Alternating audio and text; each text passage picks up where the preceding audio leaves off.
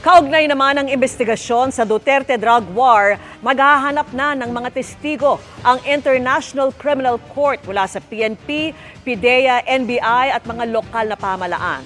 Tingin ng mga abogado ng mga biktima ng extrajudicial killings, indikasyon nitong malapit nang matapos ang investigasyon ng ICC. Nakatutok si Maki Pulido. Nabubuhayan ng loob ang ilang kaanak ng mga biktima ng extrajudicial killing.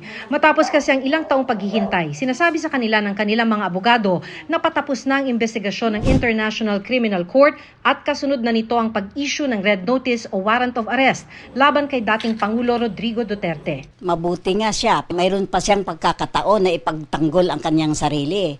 Samantala po ang aming mga mahal sa buhay, wala eh. Sabi ng National Union of People's Lawyers o NUPL, isang indikasyon na patapos na ang investigasyon ng ICC ay ang witness appeal nito. Tingin nga ni Attorney Cristina Conti, maaaring mangyari ito bago matapos ang taon. Itong paghahanap ng witnesses, parang last call ito.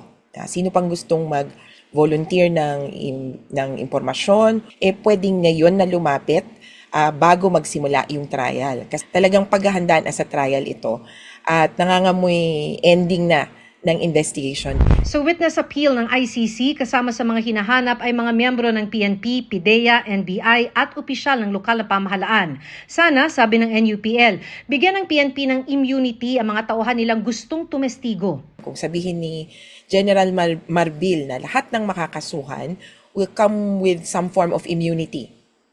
That could work, especially those who would admit to unsolved killings. Pero sabi ni DILG Secretary John Vic Remulla, hindi nila hihimuking tumestigo sa ICC ang mga taga-PNP pero hindi rin daw nila pipigilan. Ito rin ang posisyon ng PIDEA. We are not members of the ICC. We cannot cooperate directly, but if they voluntarily come out, we will not stop them.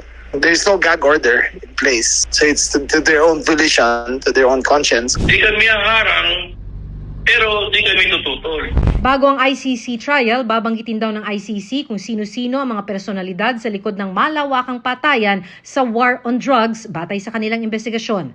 Pero ang pinaka-responsable lang ang kakasuhan. Kaya sana raw imbestigahan at mapanagot ng ating gobyerno ang iba pang sangkot sa extrajudicial killings. Kung magbabaybay yung ICC ng mga pangalan ng parang kasapakat o naging involved sa war on drugs, sana maging cue ito para sa Pilipinas kung anong gagawin sa kanila. Sinisika pa namin kunin ang panig ni dating Pangulong Duterte pero dati na niyang idiniin na walang jurisdiksyon ng ICC sa bansa. Para sa GMA Integrated News, Maki Pulido, nakatutok, 24 oras.